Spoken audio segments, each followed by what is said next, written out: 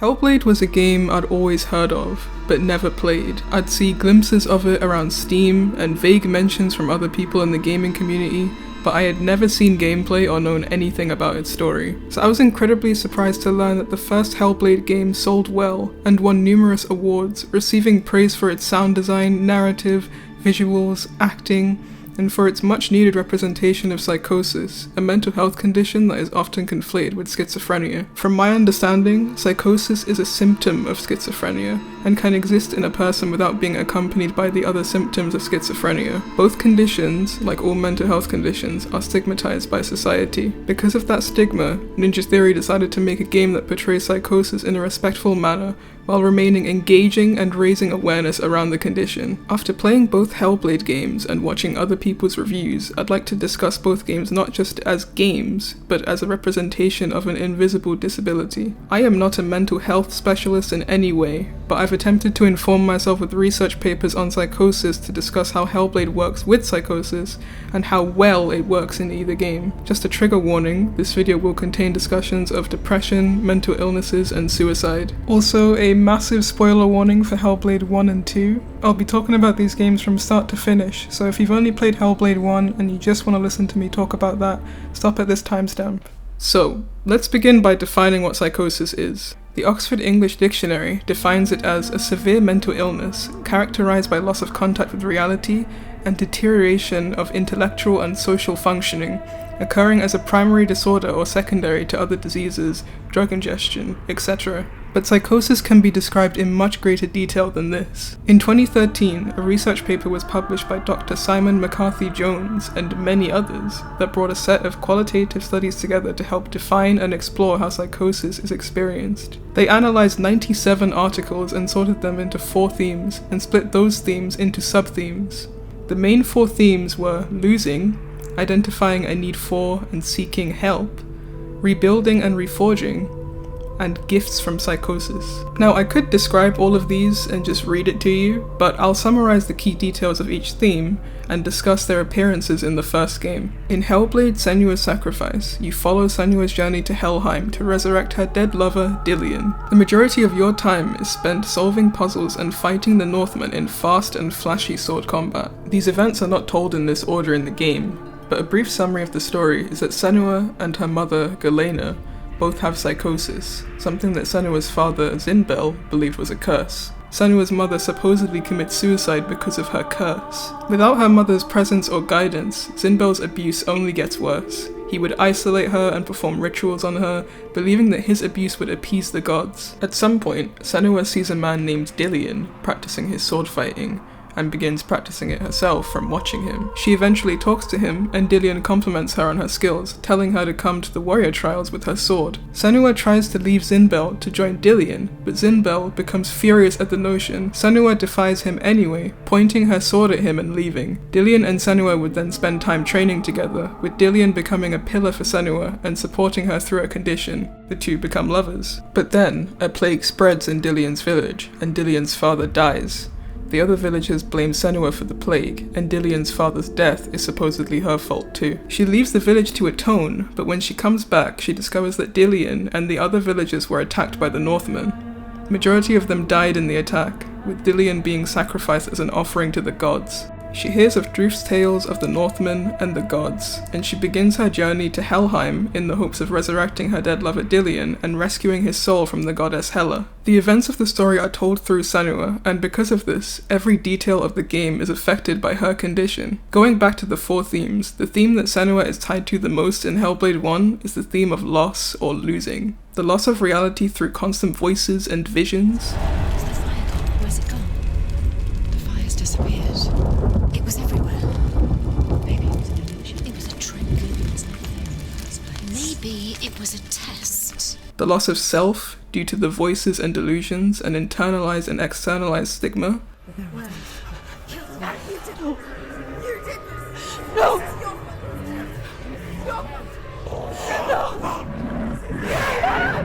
The loss of hope and motivation. You're showing weakness. You're not a warrior, you're a disgrace. The loss of security in your body and in the world, as your body feels unstable and unreliable due to physical health changes.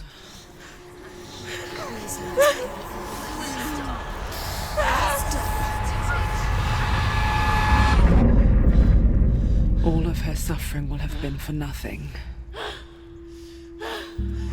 It's just a matter of time. And the loss of relationships, leading to self-isolation, depression, and possibly suicide. Just like your soul. Come on. There. All of these elements are extreme factors into how Senua's story is presented. Instead of just being told what psychosis is, we aggressively experience it through the effect of binaural audio and expert sound design. The voices talk to you and surround you all the time.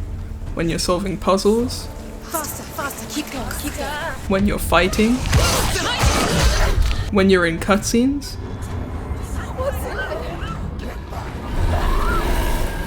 the story, fighting, and exploration are all warped by the symptoms of psychosis. The loudest voice in Senua's head echoes the abuse and shame that she received from her father and from the other villagers. And for the majority of the story, she is convinced that the tragedies that have occurred are her fault. She believed that Dillian's death was her fault, that his father's death was her fault, that her mother killed herself. But the reality is that her father believed that psychosis was a curse that needed to be expunged, and that the only way to do that was to burn her mother alive. This is the will of the gods. Fuck the gods! You did this to her! Why? The trauma of the experience led to Senua repressing the memory. The plague was never Senua's fault, nor was the death of Dillian or his father's death. But these thoughts are accentuated by her father's influence, causing her symptoms to worsen. Senua's psychosis caused her to isolate herself, to atone, but self-isolation can result from the lack of support from friends and family. Outside of the story, progressing the game requires the player to solve puzzles where you find signs or symbols in the world and match them up. There are also bonus collectibles found through focusing on lore stones, which quite literally give you lore on the Northmen and the gods. You can also find Galena's face, that's Senua's mother, in different locations in the game that triggers memories of her. This is called pareidolia, a phenomenon where you find images or patterns in random things, like seeing a face in a cloud or in your coffee cup or something like that. These elements work well as a faithful representation of psychosis, but not all of it is fun to engage with as a video game. The puzzles, for example, they're easy, but they can feel a bit dry as you search around trying to find the correct spot to find a particular shape. If you wanted to find all of the collectibles in another playthrough, it would feel tedious having to complete all of the puzzles again. But the combat is incredibly fun. People have said it's repetitive, and it is, but it's never felt like a massive obstacle for me. Even though the combat is my favorite part of this game, some of its best moments happen without combat. Majority of the time, the game knows when to start the combat and when to place you in a visual spectacle. And sometimes, it does both. You are a lie! She didn't defy the gods. She defied you! And so you killed her! You didn't pray to the gods. You prayed to your mother. I won't let you kill me! The ending of this game isn't perfect. I remember getting frustrated seeing them place two bosses from earlier into one tight space and awkwardly juggling my focus between them. But running between these arenas with this amazing soundtrack in my ears, fighting through Senua's trauma and grief, it's an experience I'll never forget. I knew the game wanted me to die in this last section, but I remember playing it like I was Senua, fighting incredibly hard against all odds and never giving up. Let go of Dillian. Let go of your battle. In the ending of Hellblade, you learn that Hela was a representation of the darkness within Senua, and Senua learns to accept Dillian's death and her condition. This ending usually leaves people very confused, as it is never made clear to the player what is real and what isn't. There's no HUD or tutorials either. A lot of the game is left up to the player. I believe that majority of the events aren't real, and are mostly in Senua's head. This is usually something that I hate in fiction. I usually like stories to be grounded and easy to understand, even if the world surrounding it is obviously a fantasy. But in the case of Hellblade, it works perfectly, as I imagine that a person with psychosis would find it hard to stay grounded. I believe that the decision to leave the events up to interpretation and making us experience Senua's symptoms is something that validates her and her perspective, and this seemed to be a sentiment that was echoed in a case study that I found on Hellblade 1. When I did this research, I honestly didn't realize how much mental health is villainized in the media, especially in video games. Take The Evil Within and Outlast, for example. Both of those games take place in psychiatric hospitals, treating it as a site or origin of horror. There's a lot of media that features characters with mental illnesses as the antagonists. Having a video game where you play as a character with a mental illness and view the world from their perspective is definitely needed. However you choose to interpret Hellblade 1, I believe it is a great way of representing mental health, as it manages to inform the player while keeping them entertained. A study in 2020 demonstrated that playing Hellblade helped players to identify with Senua and improve their perception of not only those with psychosis, but with mental health conditions in general. It demonstrates why having representation like this is so important, and Ninja Theory clearly put a lot of effort into making it possible, consulting neuroscientists, specialists, and people who have lived with psychosis. After the success of Hellblade 1, the full development of the sequel started in 2020. Now, I only played Hellblade 1 this year, maybe a month before Hellblade 2's release, and I didn't know much about it since the marketing was practically non-existent. The ending of the first game made me question why a sequel was needed. It felt like a fully rounded story. Psychosis isn't something that fully disappears though. In the research paper I discussed earlier, you may remember that two of the main themes that researchers used to categorize psychosis was called identifying a need for and seeking help, and rebuilding and reforging. Before fully treating the condition, patients must first develop some degree of acceptance of their illness. And even if they have accepted it, there is always the fear that they can lose themselves and their handle on reality again. Hellblade 1's ending was the first time Senua accepted her condition, but psychosis isn't something that you cure. Hence, Hellblade 2. It begins as it ends. Alone. In the dark. Again, I'll try to summarize the story in the best way possible. Hellblade 2's story begins with Senua allowing herself to be captured in order to free her people that the Northmen have enslaved. Before the ship can arrive, a storm hits and destroys it, leaving Senua washed up on the shore. Senua acquires a sword and kills the Northmen that have washed up too, and fights Thorgesta, one of the slave masters. She wins the fight and captures him, hoping that he'll lead her to where her people are. During their journey, they discover a Draugr camp, and Senua fights them, freeing a man named Fargrimr. A giant called Iltalga appears, and she escapes the camp with Fargrimr. The presence of the giants in the story is due to the eruption of a volcano that broke walls between Midgard and Jotunheim, which is essentially Earth and the land of the giants. From this point onwards, the game becomes more about freeing people from the giants' reign. Instead of focusing solely on Senua's psychosis, the story features similar mechanics to the first game, while telling a story about uplifting others. Senua still experiences the same struggles, but she is able to see past most of it due to her journey in the first game. Senua, would you give your life for these outsiders? In my darkest hour, it was an outsider who saved me. She uses that strength to help others, to reassure them, and she begins to show compassion for others, something that was also identified in the aforementioned study as a gift from psychosis. Earlier in the video, I mentioned how a study on reducing mental health stigma demonstrated that playing Hellblade 1 had an effect on people's perceptions and mental health conditions. However, what I didn't mention is that the participants in the study felt as though they were personally involved in the narrative, which helped to increase their identification with Senua. But this time, the story is a lot more confusing, and there are certain areas where the game struggles to find a balance. The game is still amazing at immersing the player. The visuals are incredible. I don't think I've ever seen the game look this good. And the sound design is just as impressive as last time, employing the same binaural audio that Hellblade 1 was famous for. But in its attempts to make it more cinematic, it has sacrificed a few things that the first game did so well. The combat was a highlight of Hellblade 1 for me, but Hellblade 2 has made its combat grittier and weighty, with a very limited moveset. It looks amazing on the outside, but when I'm actually playing it, I feel way less involved, and the combat can range from feeling really easy to frustratingly hard.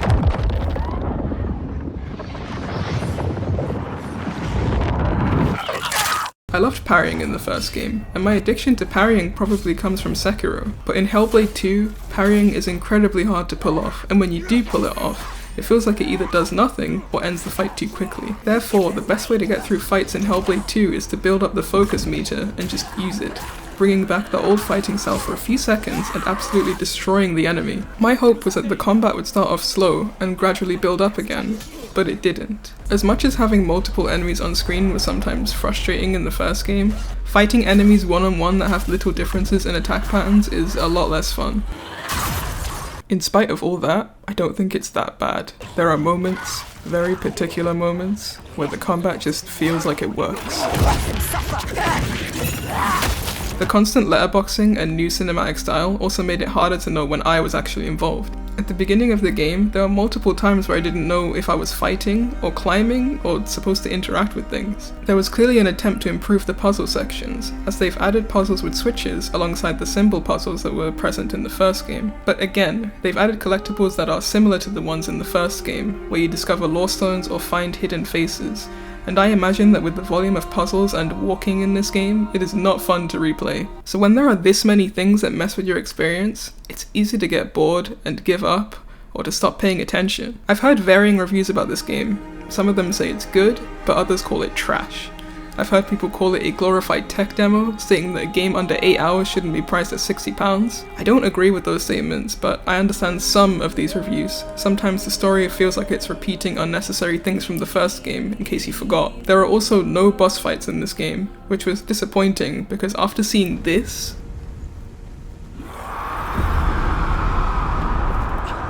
and seeing them hype up Unreal Engine 5, I was expecting something similar, almost close to this.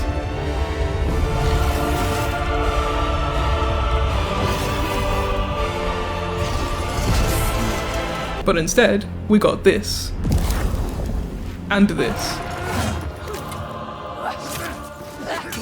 I will touch on this fight in a bit, but I have to say, of all of the negative reviews I've seen, many of them fail to mention Psychosis, which is the reason that this game exists in the first place. Some of the reviews I saw referred to the voices as annoying, but I mean, yeah, if I had voices in my head, I imagine it would be pretty fucking annoying too. But this is something that the first game had, and while I agree that they were more helpful to the player in the first game, you know, telling the player when to dodge or when their health was low, they were just as annoying. You have to learn to block them out the same way that I imagine a lot of people with Psychosis do in real life. The story can feel incoherent and messy, and it definitely didn't hit as hard as the first game. At the end of the game, you find out that the giants were never real, just a lie spread by Thorgesta's father to maintain control and power. And because of that, the line between reality and fantasy feels incredibly skewed.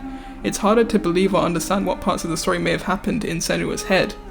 But there are still important messages that can be learned from playing Hellblade 2. Messages that are important for everyone, not just people who suffer from psychosis. Self-acceptance, companionship, lifting each other up, squashing tyranny, knowing that we are not our fathers, knowing that you are your own person capable of making your own decisions and that you do not have to be alone. At the end of Hellblade 2, Senua is given the choice to kill Thorgesta's father and rule with the same fear that he did, and that her own father did, but she decides not to, instead choosing to tread a different path. It's likely nowhere near the level of Psychosis, but we have all had a little voice in our head telling us that we're not good enough, that our mistakes are unforgivable, and that we're a screw-up. And while the final fight against Thorgesta's father was disappointing at first, I believe that it served as an important reminder to everyone that we can all rebuild and reforge ourselves. From their behind-the-scenes videos, Ninja Theory went the same route of contacting specialists and ensuring that they accurately depicted Psychosis. Even with its flaws, it's important to recognize their efforts in creating another piece of media that attempts to respectfully depict a condition that has been misrepresented in the past. Hellblade 2 is definitely weaker than the first, and it's definitely not for everyone, but I still believe that it's worth playing. It may test your patience, but some of the greatest experiences I've had in gaming come from being patient. 3 out of 5. Oh, and Hellblade 1 gets a 4 out of 5.